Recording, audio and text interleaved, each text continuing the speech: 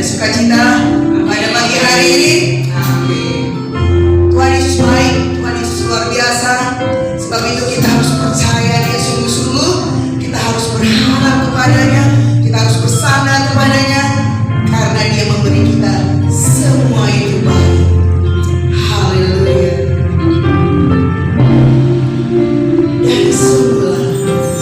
Dari semula Kau tetapkan hidupku dalam tangan-Mu, dalam rencana-Mu Tuhan. Rencana indah telah Kau siapkan bagi masa depanku yang penuh harapan.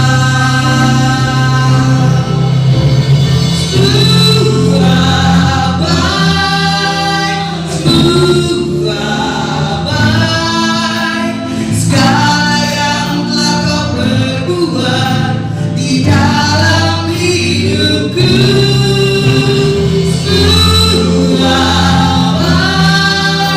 sungguh teramat baik.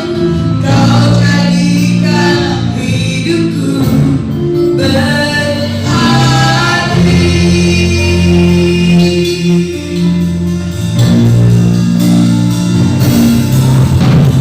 Dari semula Kau tetapkan hidupku dalam tangan-Mu,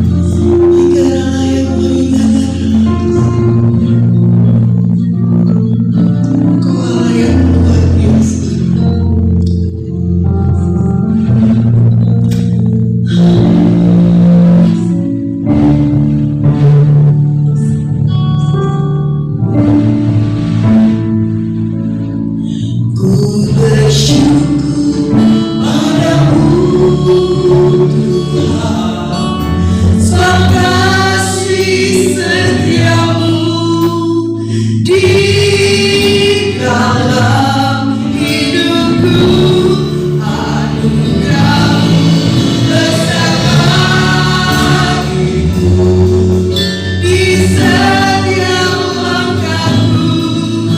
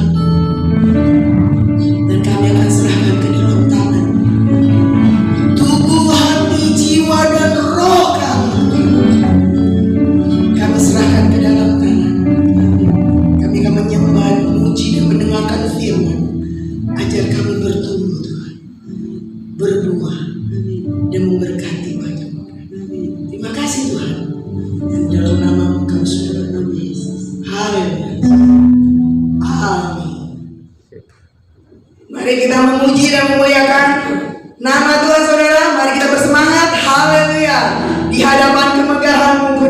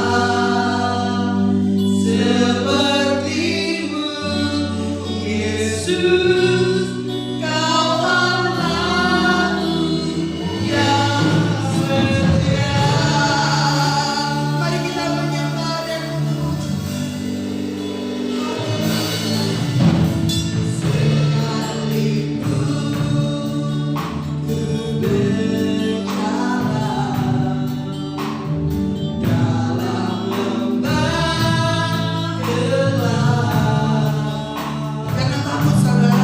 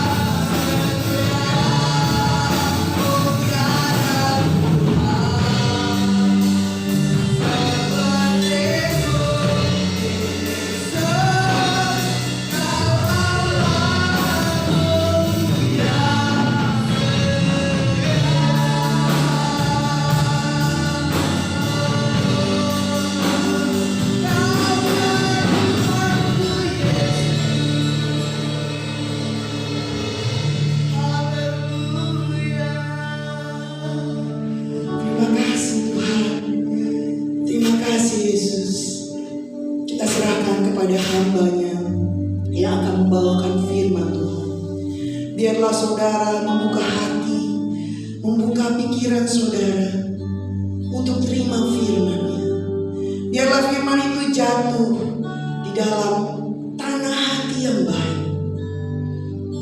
tumbuh dan berbuah banyak. Terima kasih Tuhan. Haleluya.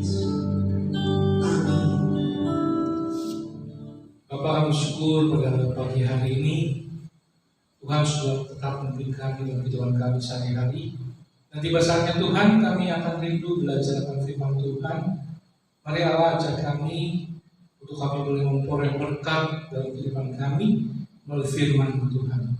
Berkati hamba-Mu yang menyampaikan maupun jemaat-Mu yang menyaksikan secara online, dimanapun mereka berada, Tuhan akan memberkati kehidupan kami pribadi. Terima kasih Tuhan, kami siap diberkati Tuhan melalui firman Tuhan. Di dalam nama Tuhan Yesus kami berdoa. Haleluya. Amin. Amin. Shalom Bapak Ibu yang dikasih Tuhan, saudara iman yang dikasih Tuhan, apa kabar? Saya percaya kita semua dipelihara Tuhan, kita semua tetap dalam tahan kasih Tuhan. Baik, hari ini kita akan mendengarkan sebagian daripada firman Tuhan. Kita akan belajar hari ini mengenai firman Tuhan, di mana keadaan kita semakin hari, ya kondisinya semakin bukan baik, tapi semakin menambah ya. Kita tahu pandemi COVID semakin hari semakin membuat orang khawatir, membuat orang ketakutan ya. Tapi saya percaya kita harus tetap dalam pimpinan Tuhan, kita harus tetap dalam tangan kasih Tuhan. Sebab tanpa Tuhan kita nggak bisa apa-apa. Tanpa Tuhan kita mengalami kekhawatiran seperti itu ya. Itu wajar Bapak Ibu, sebab memang keadaan dunia seperti ini ya. Tapi hari ini kita belajar mengenai satu berkat ya, satu hidup yang akan kita pelajari hari ini dalam firman Tuhan ya, di mana kehidupan anak-anak Tuhan itu pasti akan diberkati Tuhan secara berkelimpahan ya. Kita akan belajar dalam Yohanes 10 ayat 10. Yohanes 10 ayat 10. Mari kita lihat firman Tuhan. Kalau Bapak Ibu Saudara kasihan Tuhan bisa lihat di HP atau di Alkitab, silahkan buka.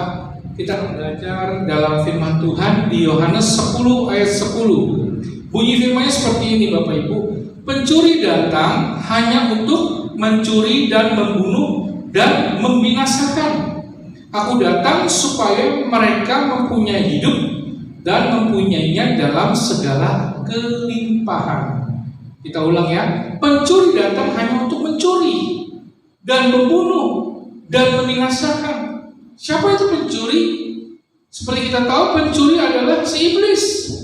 Ya, si iblis ini kita lihat keadaan dunia ini semakin hari membuat kita khawatir, membuat kita masing-masing ketakutan dengan keadaan dunia ini. Ya, sehingga orang banyak khawatir, ada yang mengalami PHK, mengalami kesulitan keuangan, ekonomi, sehingga mereka membuat apa? Takut. Ya, mereka melihat keadaan ini semakin hari semakin menakutkan. Ya, walaupun memang semua sudah mulai berjalan ya, masih pelan-pelan berjalan karena kehidupan ini normal, ya, semua tetap berjalan. Tapi ada juga orang yang masih mengalami ketakutan, Bapak Ibu. Mereka mengalami hal yang menakutkan dalam kehidupan mereka. Karena kita tahu ini pekerjaan, ya saya percaya ini samping juga ada kesalahan manusia di sini ya, karena penyakit COVID ini terjadi. Tapi saya percaya dengan keadaan COVID ini membuat kita anak-anak Tuhan juga merasa khawatir, ya, merasa takut, dan ini membuat kita menjadi orang yang merasa kok hidup saya ini penuh dengan ketakutan, tidak ada berkat, tidak ada kelimpahan. Ya. Sementara di Yohanes 10 ayat 10 dikatakan, aku datang supaya mereka mempunyai hidup dan mempunyai dalam segala kelimpahan. Aku di sini siapa? Yaitu Tuhan Yesus. Jadi kalau orang di luar daripada Tuhan, mereka akan ketakutan. Mereka akan merasa bahwa kok kejadiannya semakin hari semakin begini. Ya. Kenapa dikatakan mempunyai hidup? Apakah sebelumnya manusia itu tidak hidup atau mati? Saya katakan ya. Manusia sebelumnya adalah manusia yang tidak hidup atau yang mati. Ini disebabkan karena kenapa? Karena dari zaman dahulu, setelah Adam dan Hawa digoda oleh si iblis dan jatuh dalam dosa, sehingga membuat manusia tidak memiliki hidup yang merdeka, tidak memiliki hidup yang berkenan kepada Allah, malah cenderung susah atau sulit dalam kehidupannya. Kita tahu bahwa Adam dan Hawa dijatuhi hukuman apa? Sulit dalam kehidupannya, harus bekerja. Ya, untuk laki-laki harus bekerja, untuk perempuan sakit dalam persalinan. Inilah yang dikatakan iblis datang untuk membuat manusia menderita. Tapi puji Tuhan Bapak Ibu, dari 10b kalau kita lihat, aku datang supaya mereka mempunyai hidup. Puji nama Tuhan. Setelah si iblis coba menggoda manusia pertama, si Adam dan Hawa, dan Tuhan tahu keadaan manusia seperti itu sulit, lalu Tuhan datang dan dia berkata, aku datang supaya mereka mempunyai hidup. Hidup apa? Hidup dan mempunyainya dalam segala kelimpahan. Kelimpahan. Bapak Ibu, kelimpahan di sini jangan diartikan harfiah ya. Kalau kelimpahan, banyak orang duniawi berlimpah tapi nggak jadi berkat. Ya, banyak orang kaya tapi nggak jadi berkat. Tapi yang Tuhan masuk di sini hidup yang berkelimpahan. Kalau kita lihat dalam bahasa aslinya adalah perisos. Dalam bahasa Yunani katakan perisos. Perisos artinya kelimpahan yang hebat secara kualitas yang bersifat rohani. Sekali lagi saya ulang. Kelimpahan di sini berasal dari kata aslinya ke bahasa Yunani perisos, yang artinya apa? Berkelimpahan dalam hal rohani. Ayo, apa aja yang rohani? Banyak ya, sukacita, damai sejahtera, ya itu rohani semua. Kesucian, ya kita mengejar kesucian itu rohani. Tapi hari ini saya mengajak Bapak Ibu saudara-saudara yang dikasih Tuhan mengenai satu berkat yang berkelimpahan, yang dahulu pernah ada orang yang minta, pernah ada orang yang mendapatkannya dari Tuhan. Yaitu siapa? Raja Salomo. Raja Salomo adalah orang yang mengerti hidup yang berkelimpahan dalam Tuhan. Dalam Alkitab dikatakan Raja Salomo tidak meminta kekayaan, tetapi yang diminta apa? Hikmat. Inilah yang dikatakan hidup dalam segala kelimpahan. Hari ini kita belajar bagaimana kita memiliki hidup yang berkelimpahan dalam hikmat. Dalam hikmat yang berasal daripada Allah. Sebab itulah kunci hidup kita berkelimpahan. Ya, nggak perlu kita minta kekayaan, kita nggak perlu minta nama kita jadi terkenal, ya. Kita nggak perlu. Tapi yang kita minta dalam Tuhan adalah apa? Hikmat. Sebab itulah yang dikatakan hidup yang berkelimpahan dalam kualitas kita secara rohani. Jadi saya tidak bicara tentang kekayaan duniawi, tapi kita belajar hari ini milikilah kekayaan rohani. Apa itu kekayaan rohaninya? Yang kita minta adalah sekali lagi hikmat. Itu yang harus kita minta pada zaman-zaman sekarang ini, zaman sulit begini, zaman orang menakutkan. Kita harus minta hikmat Tuhan, supaya kita nggak ke bawah, supaya kita nggak khawatir, supaya kita jadi orang yang nggak punya iman. Ya. Mari kita belajar mengenai hikmat. Kita minta yang namanya berkat yang berkelimpahan itu. Jika kita hidup dengan hikmat, Tuhan ingatkan 3 hal, yaitu mengenai ajaran Tuhan, mengenai tingkah laku kita, dan mengenai buah-buah yang diberikan. Itu yang Tuhan akan berikan kepada kita, harta yang berkelimpahan dalam hikmat. Hikmat mengenai apa? Ajaran Tuhan. Salomo orang yang penuh hikmat, mengerti tentang ajaran Tuhan. Ya, bahkan di dalam Alkitab dikatakan Salomo pernah mengalami kesulitan pada saat ada kejadian dua orang ibu, ada seorang anak diperebutkan, dan dia memiliki hikmat yang luar biasa. Alkitab menceritakan seperti itu. Ya. Dia penuh dengan ajaran Tuhan, dia penuh dengan hikmat, sehingga dia menjadi orang yang berhasil. Namun yang kedua, dia kalah di sini, Bapak Ibu, yaitu tentang tingkah laku. Ya, hati-hati. Setelah kita berkelimpahan dengan hikmat, yang kedua Tuhan mau tingkah laku kita sesuai dengan hikmat yang dari Tuhan itu. Dan yang ketiga berbicara tentang buah-buah yang diberikan, yang dihasilkan dalam kehidupan kita sebagai orang yang diberikan hikmat sama Tuhan. Permulaan hikmat adalah apa? Takut akan Allah. Permulaan hikmat takut akan Allah. Yang pertama kita belajar mengenai ajaran Tuhan. Ajaran Tuhan itu apa? Mengenai ketaatan. Bapak Ibu, mengenai ketaatan itu harta yang berlimpah. Ya, secara rohani ketaatan itu diperlukan dalam kehidupan kita pribadi pas pribadi. Mengikut Tuhan nggak ada ketaatan, percuma. Bapak Ibu. Sekaya apapun orang itu, sehebat apapun orang itu, kalau dia nggak bisa taat sama Tuhan, dikatakan nol. Jadi orang yang kaya, orang yang berkelimpahan dalam cara rohani apa? Orang yang memiliki ketaatan hati yang penuh kepada Tuhan, yang mengerti tentang ajaran-ajaran Tuhan, yang melakukannya. Inilah harta yang berkelimpahan.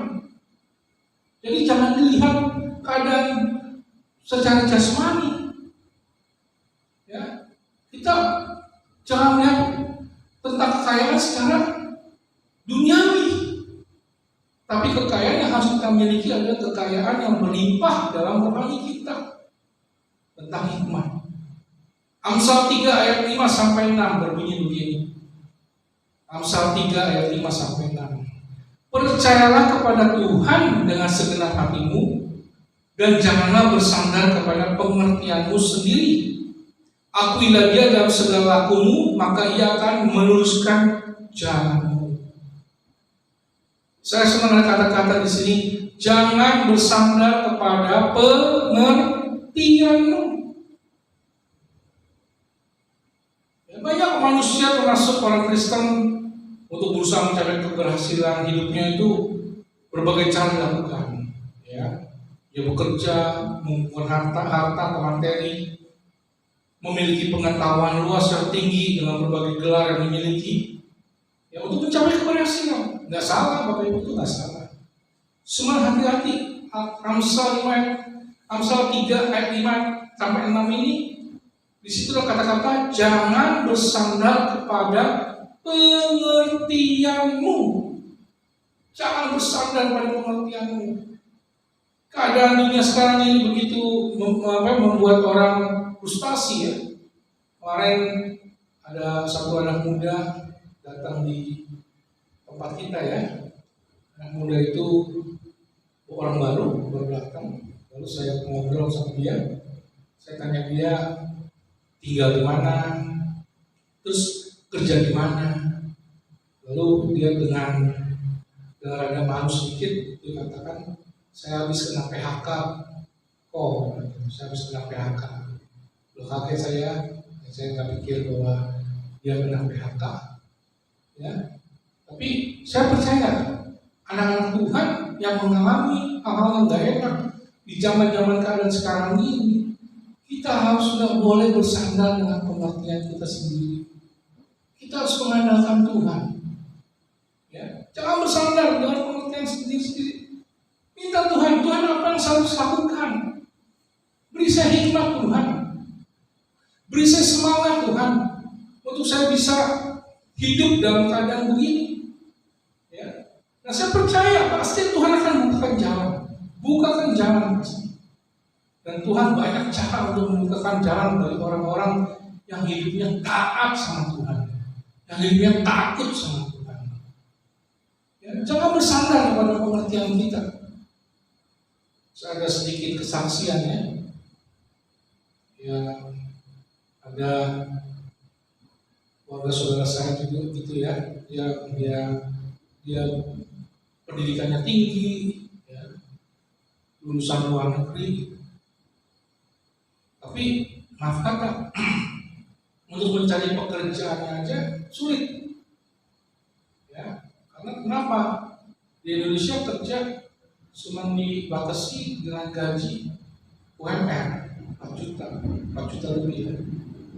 Sedangkan kuliah di sana begitu mahal. Artinya apa? Kita boleh berpendidikan, kita boleh punya gelar tinggi, kita sekolah tinggi-tingginya, tapi ingat jangan bersandar kepada pengertian kita sendiri. Orang yang taat akan diberkati Tuhan. Orang yang taat berkat ngejar orang taat. Dan saya percaya itu. Ya. Jadi minta ketaatan Tuhan. Kita minta ajaran Tuhan yang pertama apa? Tuhan beri saya ketaatan Tuhan. Beri saya menghadapi semua ini, saya tetap taat sama Tuhan. Sehingga suatu saat Tuhan akan berikan jalan keluar. Tuhan akan berikan cara yang lain yang luar biasa. Yang pasti saya percaya Tuhan akan berkati kehidupan kita semua sebagai orang-orang yang percaya pada Tuhan. Jangan bersandar. Dan kita harus mengerti bahwa keberhasilan hidup kita ini ditentukan oleh Tuhan. Tuhan yang menentukan keberhasilan orang. Oleh sebab itu minta hikmat Tuhan. Tuhan apa yang saya harus lakukan zaman-zaman sekarang ini, zaman yang sulit ini, Tuhan akan memberikan jalan keluar. Pasti, saya percaya itu. Ya, Tuhan pasti berkati orang-orang yang taat sama Tuhan. Ya, kesaksian juga seperti Gaby, ya, waktu belajar di sana ya, tiba-tiba dapat berkat, dapat pekerjaan, itu juga buat saya kaget. Tapi yang saya percaya Tuhan kasih pelihara untuk orang-orang yang taat sama Tuhan. Di zaman sulit seperti ini dia bisa dapat kerjaan di sana. Ya, itu kesaksian-kesaksian untuk memuliakan Tuhan, bukan untuk membuat kesombongan diri seseorang ya. Itu Tuhan yang punya acara. Jadi mari kita minta harta yang berlimpah itu apa? Hikmat. Tuhan bisa hikmat Tuhan. Hikmat itu apa? Permulaan yang takut akan Tuhan itulah hikmat. Minta Tuhan kita memiliki ketaatan yang pertama untuk kita mau hidup yang berkelimpahan. Minta hikmat Tuhan. Itu kunci yang pertama untuk hidup yang berkelimpahan. Hikmat Tuhan Tuhan berikan, semuanya akan mengikuti. Ketaatan kita kepada Tuhan, maka semuanya akan mengikuti. Berkat-berkat akan mengikuti orang yang taat. Dan Tuhan tidak pernah membiarkan orang yang taat dan orang yang percaya kepada Tuhan. Mari kita minta itu. Kita minta harta yang berlimpah itu hikmat. Itu yang pertama, mengenai ajaran Tuhan ketaatan. Yang kedua, kita minta Tuhan mengenai tingkah laku kita. Minta hikmat Tuhan supaya tingkah laku kita ini seperti apa yang baik di hadapan Tuhan. Sehingga kita boleh diberkati Tuhan. Saya percaya orang yang tingkah lakunya baik pasti akan diberkati orang. Tapi tingkah laku orang yang buruk jangan harap diberkati sama Tuhan. Bagaimana maka diberkati orang kalau tingkah lakunya membuat orang kecewa? Ya. Jadi kalau kita memiliki hikmat dari Tuhan, kita harus ingat 3 hal ini. Kita bicara kedua tentang tingkah laku. Kita lihat dalam Amsal 3 ayat 7-8. Janganlah engkau menganggap dirimu sendiri bijak, takutlah akan Tuhan dan jauhilah kejahatan. Itulah yang akan menyembuhkan tubuhmu dan menyegarkan tulang-tulangmu. Jangan engkau menganggap apa? Dirimu sendiri apa? Bijak. Kenapa ya? Jangan menganggap diri kita bijak. Ini Tuhan yang bicara, Amsal yang bicara. Dan ini saya percaya ini Amsal Salomo yang nulis sendiri. Dia mengerti. Karena ternyata orang yang menganggap dirinya bijak adalah orang yang merasa dirinya lebih daripada orang lain. Ya, dia menganggap paling lebih daripada orang lain. Dia menganggap bahwa dia paling hebat. Oh, dia orang kelas 1, yang lain kelas 2. Ya. Orang demikian akan cenderung sewenang-wenang memerintah orang karena merasa sudah tahu semuanya. Ya, merasa sok tahu karena dia merasa bijak. Padahal kata Tuhan, jangan anggap diri kita bijak. Tingkah laku kita hati-hati. Biasanya orang demikian adalah orang yang tidak bisa menerima pendapat, nasihat atau peringatan dari orang lain. Nah, ini kunci kesalahannya. Ya, kalau kita merasa diri kita bijak, tingkah laku kita lebih daripada orang lain, sehingga membuat apa, kita menjadi orang yang gak pernah menerima pendapat orang lain, merasa lebih senior, merasa lebih tahu, lebih bijak. Ya, hati-hati. Oleh sebab itu sekali lagi hikmat Tuhan kita minta ketaatan daripada Tuhan. Kita minta Tuhan jaga tingkah laku saya Tuhan. Dari situ maka timbul harta kita yang berkelimpah. Kenapa? Kita akan menjadi orang yang diberkati oleh Tuhan. Kenapa? Karena kita merasa bukan orang yang bijak. Kita bukan merasa orang paling pintar, tapi kita merasa orang yang perlu untuk dinasihati. Ya, rendah hati yang Tuhan mau kedua dengan tingkah laku kita. Rendah hati. Sudah tahu keadaan sulit begini, ayo jangan kita nggak mau kerja, jangan kita sombong, jangan kita bilang wah Tuhan pasti pelihara. Nggak ada kita semua kalau kita nggak kerja diberkati Tuhan. Semua harus bergerak semangat. Ya, cari berkat pagi-pagi. Tuhan apa yang harus saya kerjakan Tuhan? Walaupun mungkin usaha kita sepi, kita tetap semangat. Kita tetap berharap sama Tuhan. Ya, kita nggak boleh frustasi. Kita jangan menjadi orang yang putus asa. Minta hikmat Tuhan. Tuhan, saya kebijaksanaanmu Tuhan, bukan saya yang bijaksana, tapi Tuhan yang bijaksana. Apa yang saya harus lakukan Tuhan? Apa yang saya harus lakukan? Bapak Ibu, saya orang yang suka juga berpikir. Kadang-kadang saya mikirin anak-anak kaum muda yang belum kerja ya, yang belum kerja, ada yang kena PHK. Saya mikir, Tuhan apa yang saya harus lakukan buat anak-anak ini Tuhan? Mereka butuh keuangan pasti. Lalu tiba-tiba waktu itu saya doa sama Tuhan, saya juga pengen ada pekerjaan sampingan yang bisa memberkati anak-anak. Tiba-tiba Bapak Ibu, kakak saya punya kenalan seorang yang memiliki pabrik, ya kita sabun gitu ya. Karena saya juga coba jual sabun, lalu saya ngajak anak-anak yang nganggur, ayo kita cari uang di zaman sulit ini. Kita nggak boleh malas-malasan, kita nggak boleh jadi orang yang nggak semangat. Ayo semangat, kita cari uang. Saya kumpulin anak-anak, lalu mereka juga tertarik, ada juga yang nggak tertarik sih, tapi yang tertarik mereka sungguh-sungguh bekerja mencari uang. Karena dia tahu dia butuh untuk dibimbing, untuk tahu apa yang harus dikerjakan di masa sulit ini. Ya, tidak merasa sok tahu, jadi mereka mau apa yang saya lakukan ya. Saya bilang sama-sama kita jual barang ini supaya kamu dapat uang dan kamu bisa juga nggak menyusahkan orang tua. Kalau bisa memberi orang tua. Ya, minta hikmat daripada Tuhan. Hikmat kebijaksanaannya apa? Sehingga kita memiliki harta yang berkelimpahan itu karena kita punya hikmat yang dari Tuhan. Nggak bisa dibeli, Bapak Ibu Saudara yang kasih Tuhan. Hikmat itu nggak bisa dibeli. Ya, ketaatan itu nggak bisa dibeli.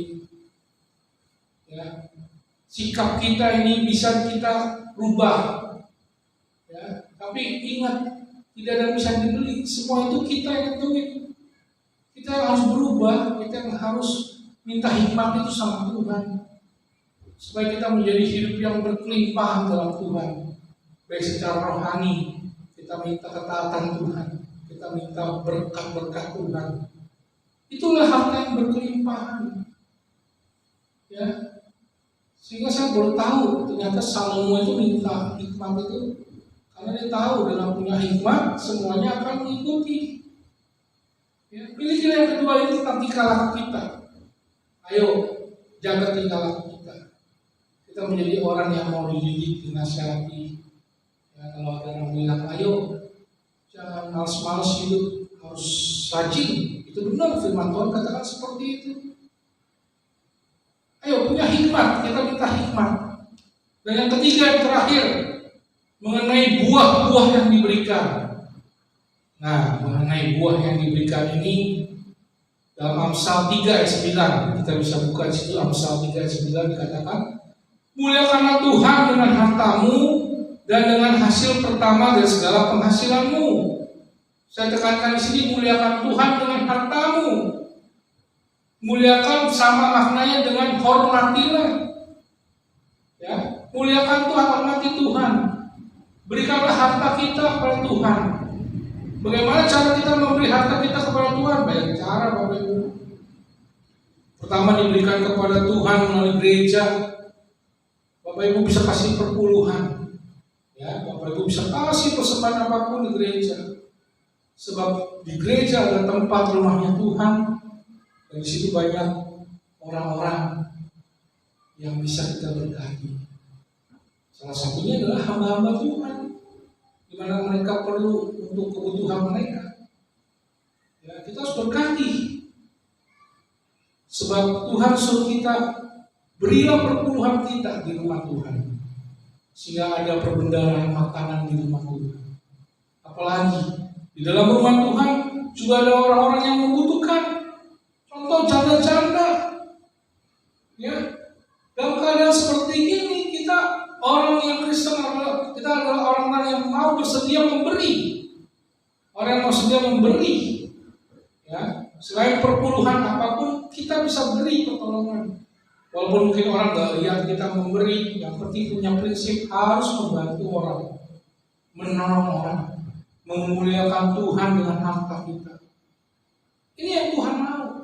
Kalau punya hidup yang berkelimpahan, kita harus memberikan buah-buah yang baik yang juga harus diberikan kepada orang lain. Ya, jangan disimpan, tapi berikan semua, berikan untuk memuliakan Tuhan dengan hartamu. Berikan ke rumah Tuhan, berikan kepada orang-orang yang membutuhkan, sehingga itu menjadi berkat dalam kehidupan kita. Ya. Jangan kita hidup berkelimpahan, tapi kita nggak pernah memberi. Nggak ada rumus ya. Kita bilang, berilah maka kamu akan diberi. Bukan simpanlah maka kamu akan banyak. Nggak ada dari kita. Berilah maka kamu akan diberi. Firman Tuhan bilang apa? Banyak orang yang mengumpulkan harta, tapi kehidupannya nggak pernah cukup. Tapi orang yang tidak menyimpan harta dicukupkan oleh Tuhan. Ayo punya buah-buah. Kalau kita diberikan Tuhan hikmat, lalu kita diberkati Tuhan, kita harus juga menjadi berkat. Harus memberikan buah-buah kepada orang lain. Berilah pertama kepada gereja. Yang kedua, Tuhan bilang apa? Berilah hasil yang terbaik dari karya yang benar. Hati-hati di sini Bapak Ibu. Kita juga harus memberi dari karya yang benar. Maaf, bukan uang korupsi. Maaf, jangan seperti Robin Hood. Ya, Robin Hood katanya baik, mencuri untuk menolong orang susah. Hati-hati, itu ajaran ngaco itu. Gak ada mencuri terus kita kasih orang yang susah, gak ada. Itu gak berkenan kepada Tuhan. Tapi kita harus memberi dengan yang terbaik. Apa? Dengan pekerjaan kita. Di masa sulit ini jangan punya pikiran negatif. Di masa sulit ini kita harus punya pikiran positif. Minta hikmat Tuhan apa yang harus kita kerjakan, sehingga hasil yang dihasilkan adalah yang terbaik. Hasil yang dihasilkannya bukan mencuri, bukan korupsi, bukan. Tapi dari hasil jerih payah kita, keringat kita bisa memberi orang lain yang membutuhkan. Itulah buah yang Tuhan mau, dimana kalau kita memiliki hidup yang berkelimpahan. Ya, itu yang Tuhan mau.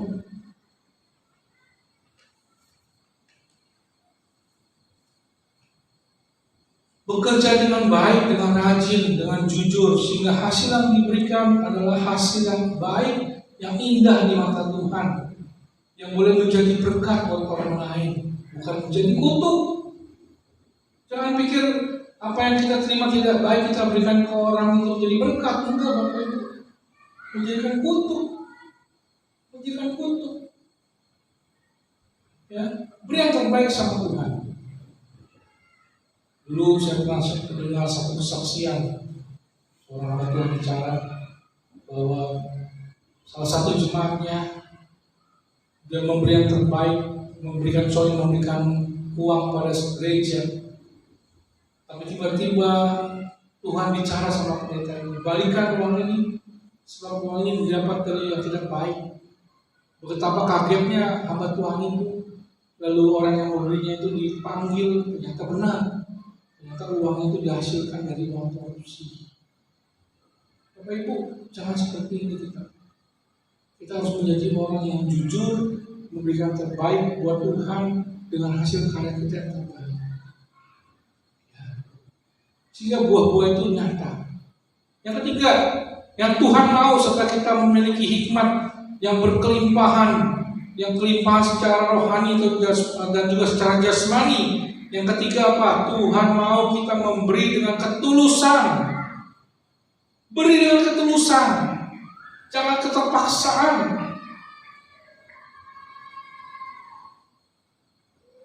Yang memberi itu dengan sukacita, bukan dengan minta diganti lagi sama Tuhan. Jangan, kita harus memberi dengan sukarela, dengan tulus. Ya, kalau kita sering memberi, percaya orang itu pasti akan diberkati. Orang pelit jangan harap diberkati. Betul. Tapi orang yang loyal, orang yang suka memberi, pasti banyak berkat itu orang. Saya sudah melihat banyak seperti ini. Orang-orang seperti ini banyak saya lihat. Orang yang suka memberi, hidupnya diberkati luar biasa. Tapi orang yang hidupnya pelit, maaf Bapak Ibu, gak bakalan diberkati. Percaya itu. Saya sudah lihat orang seperti itu. Tapi orang yang gak pernah perhitungan apalagi buat Tuhan, jangan perhitungan dengan Tuhan. Beri yang terbaik sama Tuhan. Kalau perlu hidup kita berikan sama Tuhan. Sebab Tuhan sudah memberi hidupnya buat kita. Kasih Tuhan dengan tulus. Itulah buah-buah yang Tuhan mau. Kita melihat orang susah, kita akan tolong dia, walaupun gak usah dilihat orang. Ya, dengan memberikan tulus, itu yang Tuhan mau. Mengenai hasil buah-buah yang kita harus berikan kepada Tuhan. Bapak Ibu, kesimpulannya adalah dalam hidup berkelimpahan di Yohanes 10 ayat 10 ini berbicara sekali bukannya yang dilihat jasmani, tapi ini berbicara tentang kualitas rohani, sehingga dengan kualitas rohani kita bisa memberkati kehidupan jasmani, baik jasmani hidup kita maupun kepada orang lain. Yang Tuhan mau apa? Kita punya hidup yang berkelimpahan dalam hikmat, sehingga kita berlimpah dalam ketaatan kepada Tuhan, bukan bersandar kepada pengertian kita. Kita memiliki tingkah laku yang rendah hati. Ya, nggak perlu dilihat orang bijak, nggak perlu Bapak Ibu. Biar Tuhan saja yang menilai kita.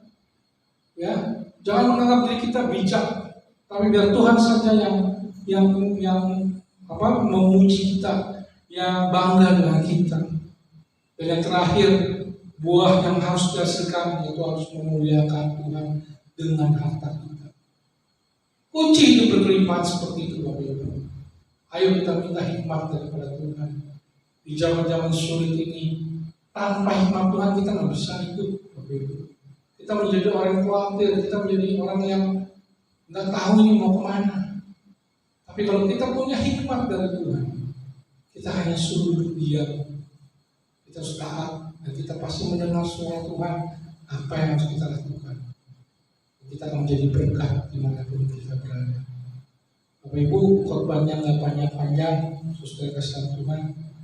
Biar pada hari ini kita belajar minta sama Tuhan, yang punya hidup itu minta sama Tuhan supaya kita punya hidup yang berkelimpahan dalam Tuhan, dalam hikmat-Nya. Ya, minta sama Tuhan.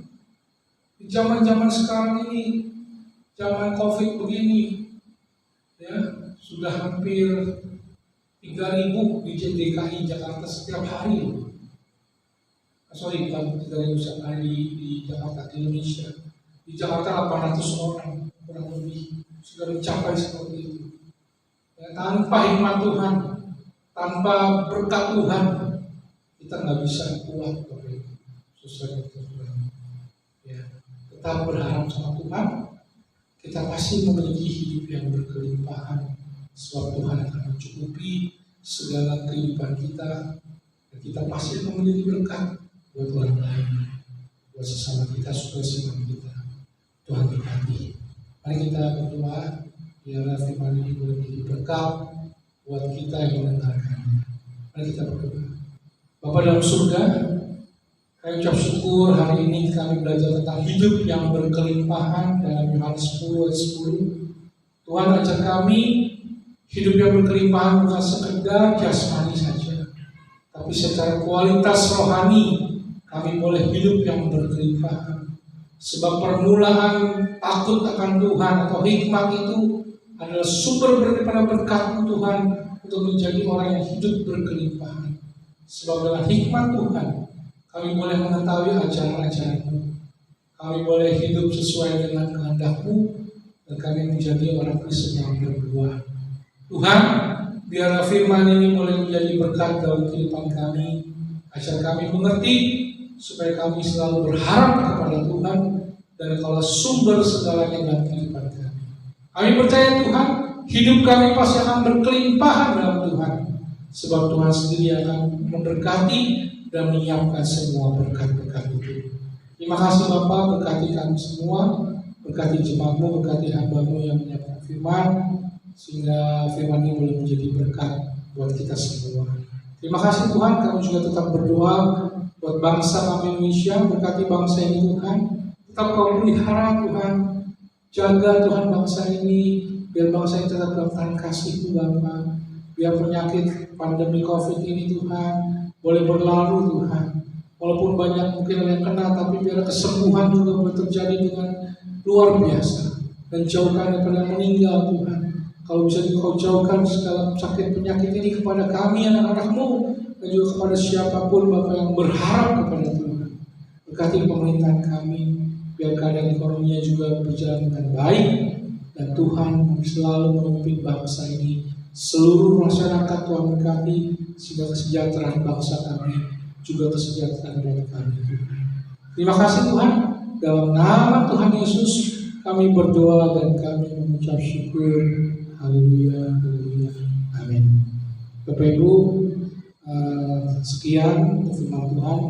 Kita masih online karena keadaan kita semakin hari zona merah di Jakarta. Kita tetap setia untuk mendengar firman Tuhan setiap pagi jam 9 online akan diputar atau akan disiarkan melalui online YouTube ya.